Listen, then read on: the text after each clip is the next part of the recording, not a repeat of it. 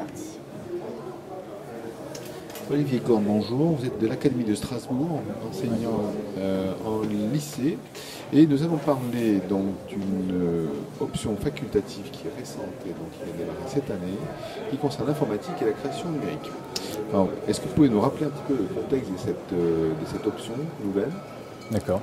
Effectivement, c'est un enseignement d'exploration tout nouveau qui a été publié en août pour la rentrée de septembre. Donc, les élèves subissent cet enseignement que depuis quelques mois et les professeurs le découvrent à peu près en même temps.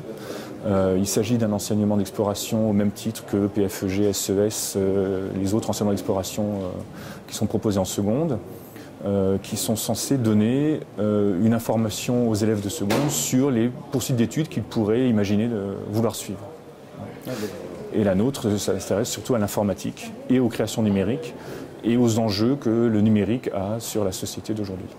Alors, ça peut les orienter, mais ça les sensibilise surtout aussi peut-être au monde numérique dans lequel nous sommes. Vous pouvez nous rappeler un petit peu les matières et qu'est-ce qu'ils font dans cette option? Oui.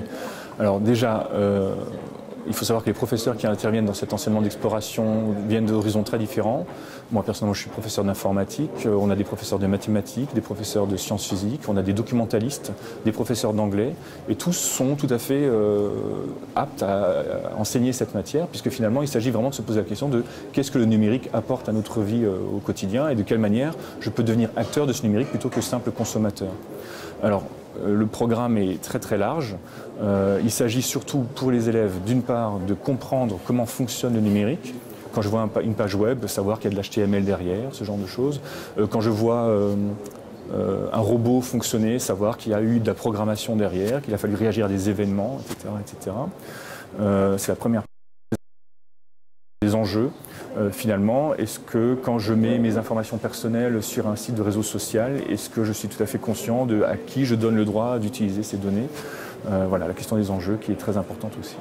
Donc un petit peu d'éducation aux médias également, exactement, avec l'importance des données. Quelques exemples de projets qui ont été réalisés ça fait à peine 6 mois que ça fait à peine 6 mois, mais on a déjà de très beaux projets qui ont été présentés dans les différents établissements. Donc moi je m'occupe de l'Académie de Strasbourg essentiellement, donc c'est d'elle que je peux parler.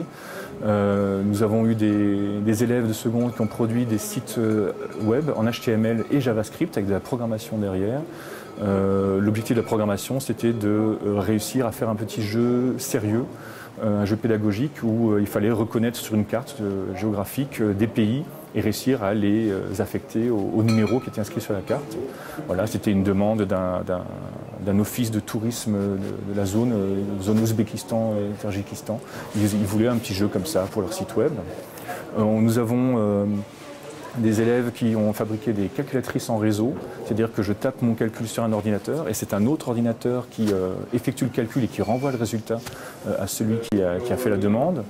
Nous en avons qui font de la programmation de robots. Donc ils ont des petits robots en kit qu'ils ont d'abord dû monter, ils ont dû apprendre donc, aussi tout ce qui est électronique pour cela. Et ensuite ils leur donnent des ordres simples, avance, tourne, etc. Et réagit aux événements. Quand tu te cognes, il faut que tu tournes pour continuer d'avancer. Nous avons des mondes virtuels en 3D. Voilà, un collègue de Célestat qui peut-être vous en parlera aussi. Nous avons, que je ne dise pas de bêtises, une application d'astrophysique. C'est-à-dire que nous avions le club d'astronomie d'un lycée strasbourgeois qui a profité de l'existence de l'option ICN pour leur demander de faire du traitement d'images. Donc ils ont fait des photos d'étoiles et d'astres durant leur séance d'astronomie. Et la classe d'ICN a travaillé sur le nettoyage de l'image pour enlever toutes les impuretés, de manière à ce que juste les astres et les planètes photographiées soient visibles. Cette option a du succès en général auprès des jeunes? Alors, elle a du succès auprès des jeunes qui la fréquentent. Alors, le problème, c'est qu'effectivement, comme cette option est apparue très tardivement sur le référentiel, la plupart des établissements n'avaient pas pu faire la publicité de l'existence de cette option. Donc, les élèves ne sont peut-être pas aussi nombreux qu'ils ne pourraient l'être. En revanche, ceux qui ont eu la chance de pouvoir s'y inscrire en sont très satisfaits. En général, ce qu'ils aiment, c'est qu'on les laisse faire un petit peu ce qu'ils veulent. Parce qu'il y a une démarche par projet, je l'ai peut-être pas dit avant, une démarche par projet. Donc en fait, c'est pas le prof qui dit voilà, aujourd'hui on va faire ça. On se pose la question, voilà, dans le numérique, qu'est-ce qui vous intéresse? Et à partir de ce qui vous intéresse, on va essayer de voir si on arrive à le faire nous-mêmes. Et donc ça part dans des directions parfois très éloignées de ce que le professeur imaginait. Mais on y arrive parce que justement il y a une motivation de l'élève qui fait que le prof se sent transporté aussi par ses élèves et voilà, ça nous transcende d'une certaine manière. Ça demande quand même une formation particulière des enseignants pour pouvoir un peu répondre à la demande. Plus qu'une formation, c'est plutôt une appétence pour le numérique. Il faut effectivement être intéressé par les questions du numérique. Mais comme je disais avant, les profs d'anglais, les professeurs documentalistes voilà, ne sont pas forcément des professeurs spécialisés dans le monde de l'informatique. Et pourtant, les cours qu'ils donnent dans cette option-là sont tout à fait dans le cadre du référentiel. Donc il faut une formation. Là, ce qu'on fait, c'est que cette année, effectivement, les différents collègues se réunissent régulièrement dans le cadre d'un groupe de formation action et échangent sur ce qu'ils ont fait, fabriquent des fiches réutilisables pour les collègues, etc. Donc le début d'une grande histoire. Nous l'espérons.